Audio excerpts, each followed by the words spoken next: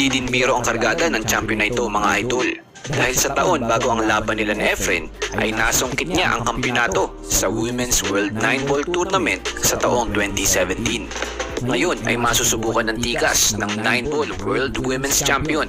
Kayanin-kaya niya ang nag-iisang The Magician, Efren Bata Reyes. Yan ang titignan natin sa video na ito. Simulan na natin ito mga idol. Ito ang 2018 Reyes vs Chen Exhibition Match 10-Ball Race to 3. Rack 1, unang sargo ang Chinese champion.